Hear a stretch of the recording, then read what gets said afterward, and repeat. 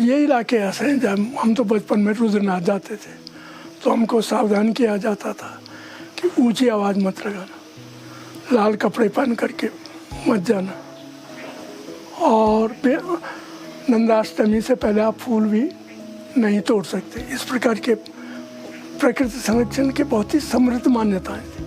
और उसके लिए कि आप ये काम यदि करेंगे तो आपको एड़ी आछड़ी माने वन देवी वन देवता या वनदेव आपको हर देगा, माने आपको कष्ट देगा। और ये परंपरा आज भी आपको, जो पुराने लोग हैं ना गांव में, ये जब बुग्यालों में जाते हैं ब्रह्म कमल लेने के लिए भी, पूर्णिमा से आपके इलाके में भी जाते होंगे, ये उर्गम इत्यादि सारे जो उच्च हिमालय के कुमाऊं से लेकर के गढ़वाल सब जगह उस परंपरा का पालन होता है। उसका मतलब यह है कि वो इलाके बहुत ही संवेदनशील।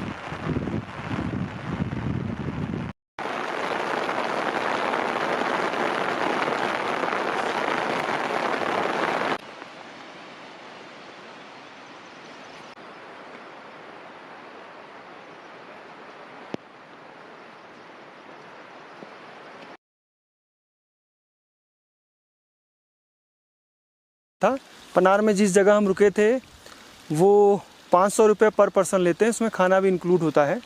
और वहाँ से हम धीरे धीरे आगे बढ़े। रात भर बारिश इतनी ज़्यादा थी, हालांकि टेंट में ज़्यादा आवाज़ भी बहुत तेज़ होती है और नींद बिल्कुल नहीं आई रात भर। सुबह 5 बजे उठे, उसके बाद 4 बजे उठे और उसके बाद 5 बजे हमने चलना शुरू कर दिया। पनार से सबसे पहले हम ही लोग चले हैं, मैं, विनोद नेगी और देवेंद्र, तीनों लोग। अभी थोड़ा सा हम सूप बना रहे हैं क्योंकि थोड़ा सा ठंड भी लगी है।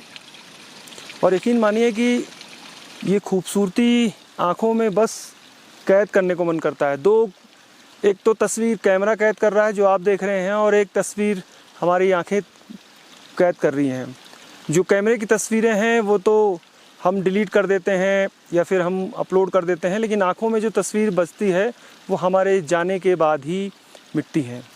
जब भी आप किसी उच्च हिमालयी बुग्याल में आते हैं तो ऐसा ही नज़ारा दिखता है। कोहरा, बारिश, बुग्याल, उसके अलावा हरियाली, फूल, बादलों का मूवमेंट, तो ये सब देखकर एक अलग सी अनुभूति होती है।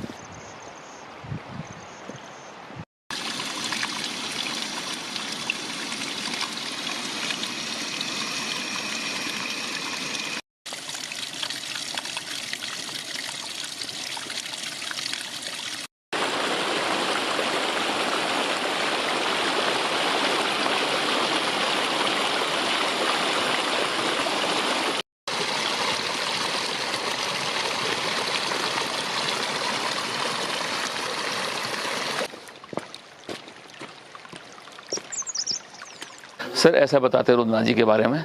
रुद्रनाथ जी क्या पूरे हमारे उत्तराखंड का जो पंच केदारों का इतिहास है।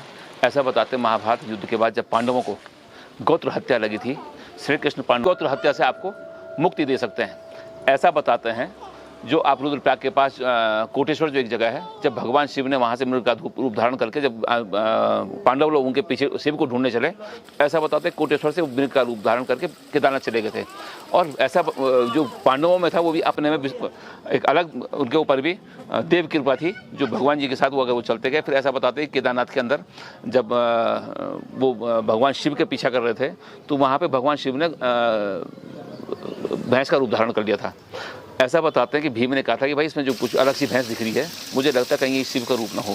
तो भाइयों को कहते हैं कि भाई तुम इस ढंग से इसको, जो कथाएं अभी चल रही है कि आप इसको आप लेके आओ, मेरी टांग के नीचे का जो नहीं निकलेगी वो शिव होंगे। तो ऐसा बताते हैं जो भैंस अंदर धमा गई, केदार का मतलब होता है दलदल, तो ऐसा बताते हैं वो दलदल में धंगे तो भगवान शिव के वहाँ पृष्ठभाग के दर्शन है।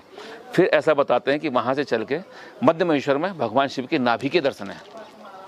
और अगर तीर्थ केदार में आप बताते हैं जो हम भुजाएं तुंग वाला जो ये वाला पोर्शन है, इसके दर्शन है। और पूरे भारतवर्ष में नहीं, विश्व के अंदर आप सब जगह शिव के लिंगाकार दर्शन करते हैं।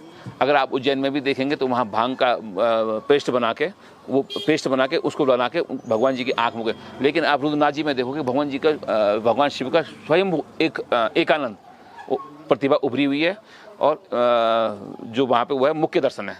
और 5वां केदार आपका आता है कल्पेश्वर, जहाँ पे भगवान शिव की जटाओं के दर्शन है। ऐसा बताते हैं भगवान, जो आज हम क्रिया योग की बात करते हैं ना, मूलाधार से नाभि चक्र और सहस्त्रार, ये 5 केदार उसके लिए भी बहुत महत्वपूर्ण है। और जहाँ तक अब बात आएगी, जैसे अब रुद्रनाथ जी के जो वो है यहाँ गोपेश्वर में भगवान रुद्रनाथ जी का गद्दी स्थल है। ज्येष्ठ संक्रांति के दिन बाहर भगवान रुद्रनाथ जी की विग्रह डोली बाहर आती है। और वही उस हिसाब से तिथि दिन, उसके हिसाब से भगवान जी के 2-3 दिन बाद कपाट खुलते हैं। और कार्तिक संक्रांति के दिन भगवान शिव के कपाट बंद होते हैं। रुद्रनाथ जी में 5 महीने पूजा होती है और 7 महीने गोपीनाथ जी में होती है।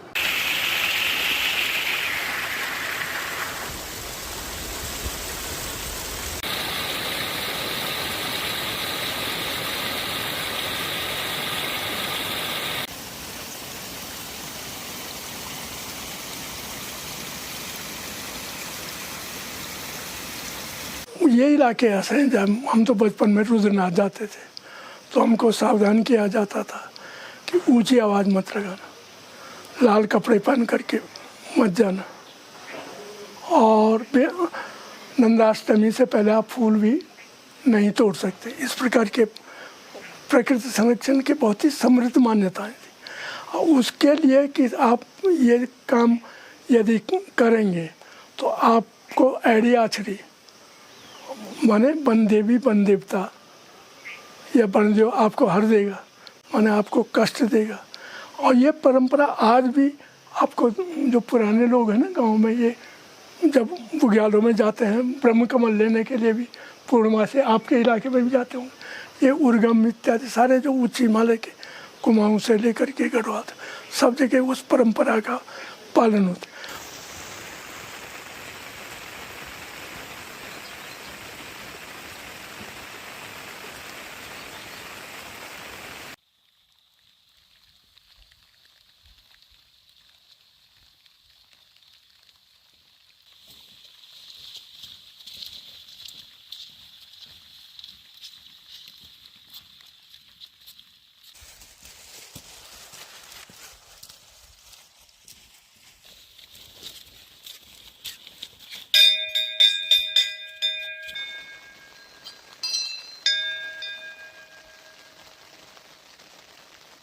जितने भी उत्तराखंड में बड़े फॉरेस्ट हैं उनके ऊपर टॉप में बुग्याल हैं।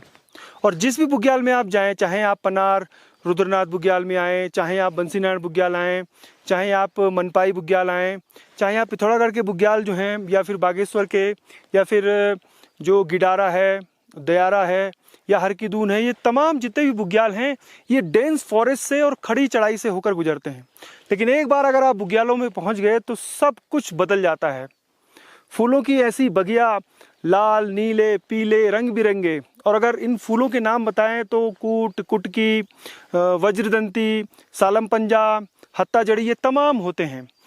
ये जो रुद्रनाथ का ट्रैक है ये केदारनाथ वाइल्ड लाइफ सेंचुरी में स्थित है और ये बहुत संवेदनशील है। और इसीलिए लगातार यहाँ पर स्थानीय और जो फॉरेस्ट डिपार्टमेंट है उनका टकराव होता है। अगर मैं ये कहूँ कि इस बुग्याल को सबसे ज़्यादा नुकसान जो कर रहे हैं वो स्थानीय लोग कर रहे हैं। आपको बात कड़वी लग रही हो कि स्थानीय लोग हैं, मैंने अक्सर देखा है कि वही फूल तोड़ते हैं, वही प्लास्टिक की गंदगी फैलाते हैं। और यहाँ तक कि जब मैं सुबह पनार में रुका था तो एक शख्स जो यहाँ पर जिन्होंने अपना टेंट भी लगाया है वो कह रहा है हमें बुग्याल से कोई मतलब नहीं। इस तरीके की सोच जो है वो इसको बुग्याल को ख़त्म भी कर सकती है। इस फूलों की बगिया के सामने फॉरेस्ट का और प्रभागीय वनाधिकारी केदारनाथ वाइल्ड लाइफ सेंचुरी का ये बोर्ड लगा हुआ है कि आप प्रकृति के गोद में हैं, कृपया इन फूलों को ना तोड़ें। लेकिन कई बार यहाँ पर स्थानीय लोग, उसमें महिलाएं, पुरुष हैं, लड़के, फूलों के गुच्छे लेकर यहाँ से आगे बढ़ते हैं। ये आपको समझना होगा कि हमारे ये बुग्याल है, ये वाटर कंजर्वेशन के बहुत बड़े स्रोत हैं। और अगर बुग्याल डिस्टर्ब होंगे तो सीधा असर जंगल पर पड़ेगा, और अगर जंगल पर असर पड़ेगा तो समझ लीजिए जो हमारी धमनियाँ हैं पूरी, जो वाटर की जो सीधे नदियों में जाती हैं, वो सब डिस्टर्ब हो जाएंगी।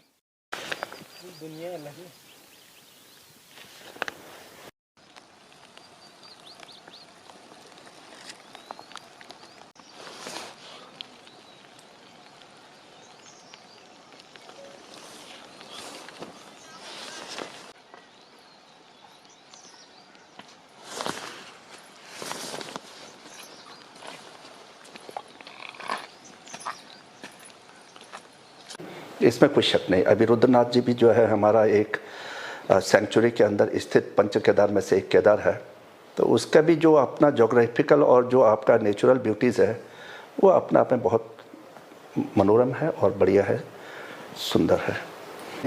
जहाँ तक हम फ्लोरा की बात जो करते हैं, तो फ्लोरा में तो हमारे यहाँ जो हायर एल्टीट्यूड का जो एरियाज़ है तो उसमें जो बहुत सारे हर्ब्स है, जैसे कि विशेष करके हम देखें तो आपको अतीस मिल जाएगा, कुटकी मिल जाएगा, पंजा मिल जाएगा, इसके अलावा रिश्वक मिल जाएगा, जीवक मिल जाएगा, रिद्धि विरधि मिल जाएगा, और भी कई वनस्पतियां हैं जिसको हम ये वज्रदंती है, और भी आपका ये नार्डोस्टेकस जटामासी जिसको हम जटामासी कहते हैं।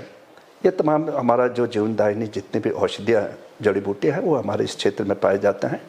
और जहाँ तक हम ट्री स्पीसीज़ की बात करें तो आपका लोअर बेल्ट में आपका जब आप ट्रैक स्टार्ट करोगे तो चीड़ से लेकर के बांझ के होते हुए मोरू खरसू होते हुए फिर आपको बर्च का फॉरेस्ट मिलेगा, और उसके बाद जो है आपको रोडोडेंड्रन का जो कंपेनुलेटम स्पीसीज़ है जिसको हम सेमरू कहते हैं वो मिलेगा, और उसके बाद जो है फिर आपका बुशेस मिलेंगे, तो फिर उसके बाद में अल्टीमेटली हमारा अल्पाइन फॉरेस्ट मिलेगा।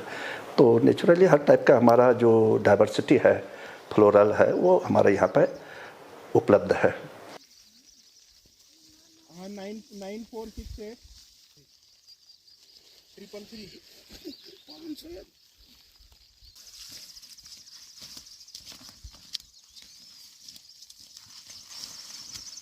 ये जो जब दक्ष प्रजापति का यज्ञ हुआ था तो माता ने जो है वहाँ पे आत्मदाह किया था। फिर भगवान ने जो है उस जले हुए शरीर को अपने बाहों में लेकर के ब्रह्मांड में जो है जब विचरण करने लग गए तो सारे देवता जो परेशान होने लगे। फिर विष्णु भगवान ने जब देखा कि भगवान जो है उस सब को लेके जो है ब्रह्मांड में जो है इधर उधर घूम रहे हैं, तो विष्णु भगवान जी ने अपने सुदर्शन चक्र से उनके जो हाथों में जो सब था उसके जो है कई टुकड़े किए। जो टुकड़े जो है जगह जहाँ भी गिरे हैं वो सिद्ध पीठों में आज भी प्रचलित हैं। लेकिन उसके बाद जब पूरा शरीर जो है उनके हाथों से निकल गया था तो फिर भगवान ने जो है देखा कि मैं आखिर में ये क्या कर गया, मैं क्या कर रहा हूँ ये। फिर भगवान वहाँ से जो है खूब क्षुब्ध होकर के दुखी मन से यहाँ पे रुद्रनाथ में जो है गुफा के अंदर बैठ गए और यहीं पे अपना जप तप और ध्यान करने लग गए। देखिए यहाँ पे भगवान का एक आनंद मुखारबिंद है। यहाँ पे जो है भगवान का जो श्रृंगार अभिषेक, सुबह जो है अभिषेक होता है, अभिषेक होने के बाद श्रृंगार होता है, फिर श्रृंगार आरती होती है, फिर इसमें जो है बाल भोग वगैरह लगते हैं। अंतर यह है कि यहाँ पे जो है भगवान का मुखारविंद का जो है श्रृंगार किया जाता है, जबकि और जगह जो है केदारनाथ में पृष्ठभाग है वहाँ श्रृंगार नहीं होता है। मधुबेश्वर में मध्य भाग है, मध्य भाग का भी श्रृंगार जो है मुखारविंद की तरह नहीं होता है। तुंगनाथ में जो है भुजा है, भुजा का भी जो है मुखारबिंद की जैसा श्रृंगार नहीं होता है। कल्पनाथ में जटा है, जटा का भी जो है मुखारबिंद की जैसा वो नहीं होता है। मुखारबिंद जो है पूरा जो भगवान का जो मुखारबिंद है उसका जो है संपूर्ण आभूषणों से उसका श्रृंगार किया जाता है। देखिएगा ये दोनों एक अलग अलग पार्टी है, अलग अलग अपना कॉन्सेप्ट अपना बेनिफिट के हिसाब से रखेगा। जहाँ तक हम लीगली बात देखें तो लीगली तो यह है कि भाई आप अगर वन भूमि में अवैध रूप से अध्यासित है तो अतिक्रमण है, और अतिक्रमण को जो है बनाए रखना लीगल पॉइंट ऑफ व्यू से जो है कहीं से भी जायज़ नहीं है। जो हमारा एक्ट से है, जो हमारा संविधान है उसके हिसाब से तो अतिक्रमण के लिए कोई स्कोप नहीं है। रही बात जहाँ तक उनको हटाने की बात है तो जितने भी हमारे पुराने अतिक्रमण हैं उनको विधिक कार्रवाई करके ही हमारा इंडियन फॉरेस्ट एक्ट का जो 2001 का जो संशोधन है, उत्तरांचल संशोधन, उसका सेक्शन 61 के जो है एक जो सब सेक्शन 1 है, उसके तहत हम उनको पहले विधिक नोटिस देते हैं और उस पर बराबर उनके पक्ष को सुना जाता है, उनको पूरा अवसर दिया जाता है कि आप साबित करें कि वो जो ज़मीन जहां आपने अध्यासित हो रखा है वो उस पर आपका स्वामित्व है या कहीं से आपको लीज पे मिला है या कहीं से आपको मतलब विधिक तरीके से उस पर मकान बनाने की अनुमति मिला है तो दिखाए। अगर वो नहीं दिखा पाता है तो इट मीन्स वो अतिक्रमण है, वो नाजायज़ तरीके से बैठा है, तो उसके लिए तो बेदखली आदेश जारी किया जाता है। और इसको लेकर के हमारे तमाम उच्च स्तर के जो, चाहे हमारे उच्च न्यायालय हो, चाहे हमारे सुप्रीम कोर्ट हो, माननीय सुप्रीम कोर्ट हो, चाहे हमारे माननीय हाई कोर्ट हो, उन्होंने भी आदेश जारी कर रखा है कि अतिक्रमण को तो हटाना ही हटाना। चैनल के माध्यम से आपको ये बताना चाहूँगा, अगर आपको पूरे क्षेत्र में अगर आप देखेंगे, जहाँ तक मेरा अनुभव है बचपन से लेकर अभी तक का, आपको पूरे अगर तीर्थों में अगर देखने जैसे रुद्रनाथ जैसी जगह कोई हो ही नहीं सकती। मैं आज भी सब लोगों को कहता कि हमारे ना, अगर आप देखोगे पूरे हिमालय में ना, आप हिमालय के नाम भी हमारे शिवलिंग पड़ा हुआ है, भागीरथी पड़ी हुई है, कोई वैसे नाम नहीं है, नीलकंठ है, नंदा देवी है। आप देखो तो सही, इनको नाम देने वाले कौन थे? इन लोगों ने कुछ देखा होगा तभी तो इस हिमालय का नाम ऐसा पड़ा हुआ। बाकी तो कोई हिमालय का नाम अपने नाम से रख देता, लेकिन इन्होंने जो इनकी महत्ता देखी, गीता में कहते हैं कृष्ण कि पर्वतों में मेरू हूँ, मेरू हमारे पास है। कृष्ण को उन पर्वतों की वैल्यू पता थी। आज जो हिमालय, आप रुद्रनाथ जी की बात कर रहे हो, जिस हिसाब से टूरिस्ट, मैं यात्री नहीं कर रहा हूँ, जो हमारी सरकार का जो पर्यटन का जो बढ़ावा है, ये इतना बड़ा खतरनाक बढ़ावा है। जिस तीर्थ को हम आज पवित्र पूरे उत्तराखंड को जिस देवभूमि को बोलना चाह रहे हैं, आज ये राक्षसों की भूमि बनती जा रही है। इसमें ये लगाइए आप, जो आज बना हुआ माहौल, जिस नारद कुंड का जल भगवान जी का अभिषेक भोग के लिए आता था, आज लोग उसमें शौच करते, इतनी भीड़ बढ़ गई है। ठीक है, स्वस्ति कुंड जहाँ पे लोग बीना की आवाज़ सुनाए, तो पता नहीं कैसे कैसे ऋषियों, रुद्रनाथ भगवान ऋषियों के साथ 22,000 ऋषियों के साथ भगवान देवता भी वहाँ पर तप कर रहे हैं। ठीक है, और उस भूमि को हम इस ढंग से बनाएं। मैं सरकार से चाहता हूँ, अब ये लगाए स्वस्ति कुंड के पास से आप ये लगाओ, उस तालाब में उसके जल को, लोग कहते हैं जिस बच्चे की आवाज़ नहीं खोली उसका जल पिला दो। पूरे इस एरिया के अंदर 64 गाँव के अंदर किसी भी देवता का सकलीकरण तब तक नहीं होता जब तक रुद्रनाथ की मिट्टी और जल वहाँ से नहीं आता था। आज वो मिट्टी और जल इतना दूषित हो गया है, हमारे देवता देवभूमि नरक बनती जा रही है। और मेरा जहाँ तक ये है कि सरकार इसमें एक नियंत्रण से, चाहे रुद्रनाथ को बुग्याल क्षेत्र में, आज भी ये कह रहा हूँ कि इसको एक ऐसा बेस कैंप, इसका यूनिटी बनाया जाए, यात्री जाएं, दर्शन करें। भगवान जी के दर्शन करने के बाद जब वहाँ पानी की व्यवस्था नहीं है, आप देखिए वहाँ पे शुरू में और आखिरी में इतनी समस्या हो जाती है, भगवान को कभी कभी गीले कपड़े से सिर्फ पहुँचना पड़ता है। पुजारी को सिर्फ कभी कभी हाथे लोटे से स्नान करके पूरा गमछे गीला करके नहाने के बदले पानी की इतनी समस्या हो जाती है। जब तक वहाँ कोई सुविधाएं ऐसी नहीं, आप हाई फाई सुविधाएं नहीं, मूलभूत सुविधाएं, महिलाएं आती, उनकी टॉयलेट की व्यवस्था नहीं है। और टॉयलेट कहाँ कर रहे हैं? जो हमारा प्रतिबंधित क्षेत्र है। आप ये नहीं कहोगे किसी मंदिर के बगल में, आप किचन के बगल में अपने टॉयलेट नहीं बना सकते हो, उसकी सीट आप चूल्हे के बगल में लगा सकते हो। परंपरा है, सिस्टम बना हुआ है। सरकार को पूरा इस पूरे उत्तराखंड की, आप देखिए हरिद्वार से लेकर ऋषिकेश तक, क्या आपको देवभूमि लगती है? हम तो जिस देवों की बात करते हैं, जिस तीर्थ के लिए बात करते हैं, जिस भगवान की बात करते हैं, आज अयोध्या का राम मंदिर बन रहा है, क्या वहाँ आप ऐसे बियर से उसके बाहर उसके बियर बार खुलवाओगे क्या? सरकार की जो नीतियां हैं, इसको बिल्कुल एक परंपरा, आप साउथ में जाओ वहाँ नियम बने हुए हैं। सरकार को देवभूमि में हरिद्वार से ही नियम बनाने चाहिए कि आप देवभूमि के अंदर प्रवेश कर रहे हैं, यहाँ आप जो शराब का पैटर्न, जो ये माहौल बन रहा है आज, इस माहौल को सही किया जाए।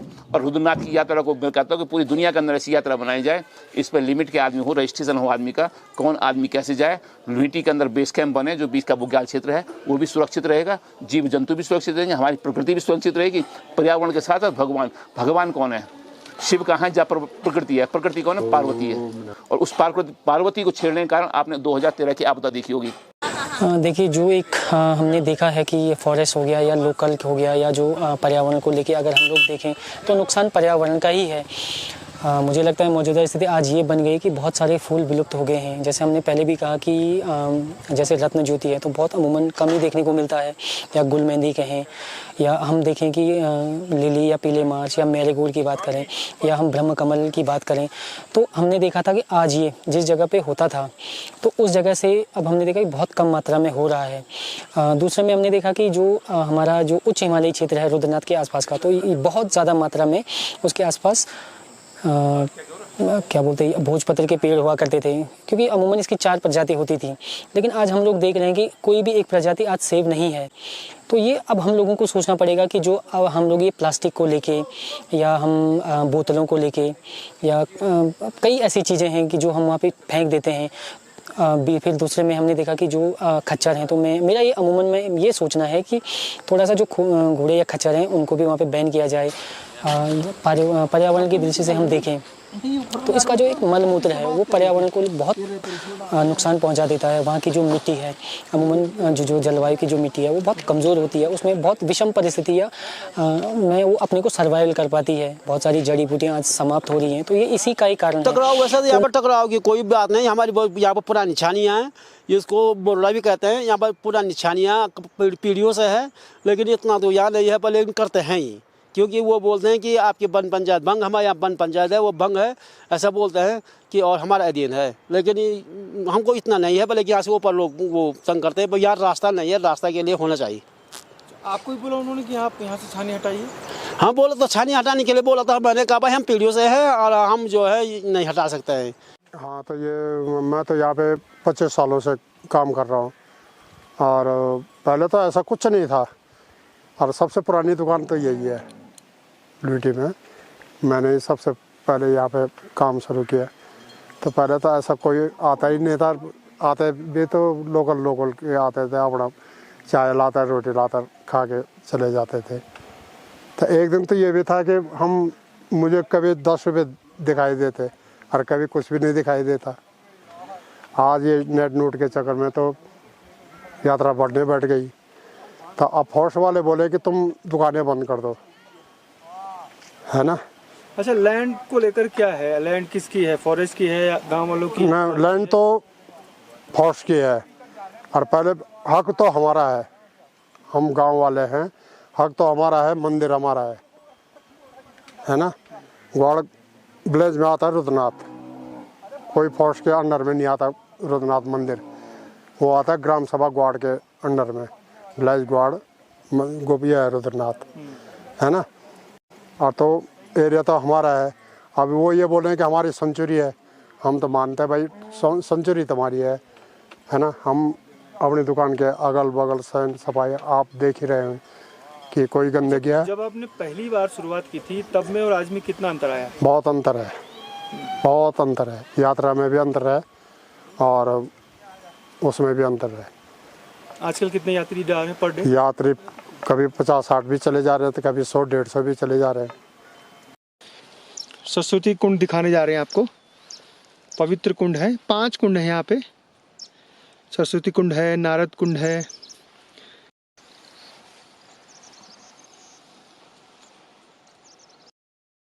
सरस्वती कुंड रुद्रनाथ मंदिर से 200 मीटर की दूरी पर स्थित है। और ऐसा मान्यता है, ऐसी स्थानीय लोगों का विश्वास है कि इसी पवित्र कुंड के पवित्र जल से कई बच्चे जिनकी आवाज़ नहीं खुलती है उनकी आवाज़ खुली जाती है। ये जो कुंड है और इसके अलावा जो नारद कुंड है, उसके अलावा जो और भी कुंड हैं यहाँ पे, सूर्य कुंड है, 5 कुंड दिव्य कुंड हैं इस पूरे इलाके में, जिनके पवित्र जल से इस इलाके के तमाम जो धार्मिक अनुष्ठान है।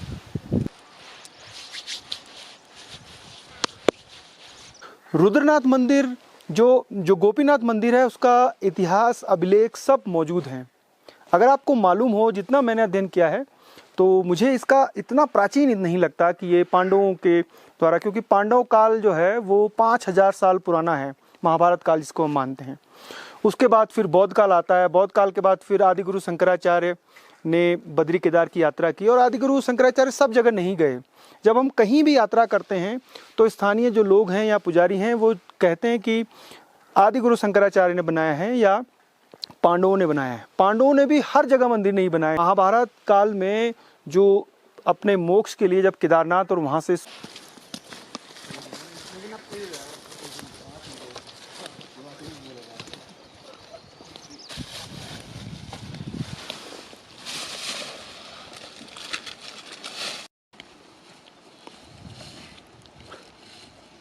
पानी है, उसमें पानी निकाल दो।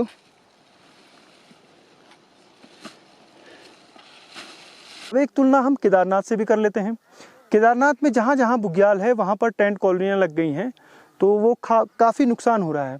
और अगर इन इलाकों में भी टेंट कॉलोनियाँ लगती हैं तो बुग्याल की मिट्टी को हटाकर वहाँ पर टेंट लगाया जाता है, जो 2-3 महीने रहेगा जब तक यात्रा चलती है, और वो पूरा बुग्याल ख़त्म कर देता है।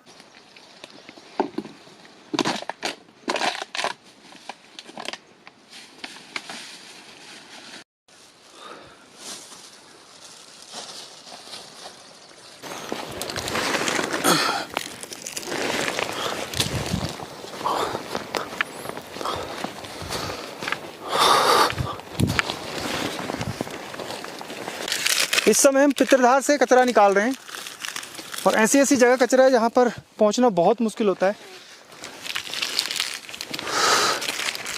ये देखिए, पूजा की सामग्री पूजा करने के बाद सब फेंक देते हैं। कुछ प्लास्टिक होता है, कुछ गत्ते होते हैं। ये लीजिए,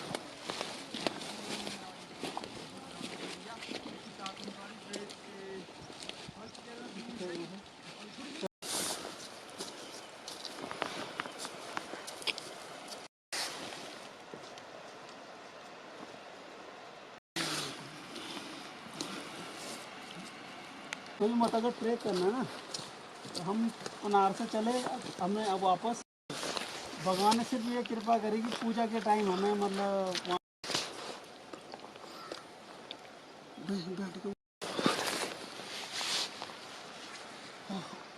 वैसे चकोटिया से है अद्भुत यात्रा है, लेकिन थोड़ा ट्रैक ना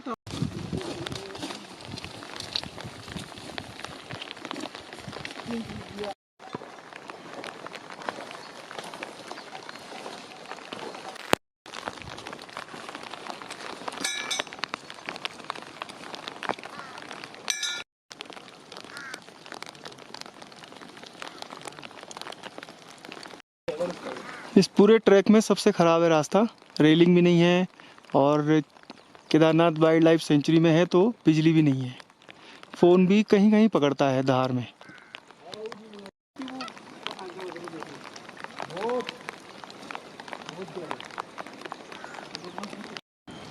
निकल गया हूँ तो हमें क्या करना है, नीचे उतरते ही गाड़ी में बैठना है, चुका लिया देंगे वो जरा सा है वो। ये लिया आप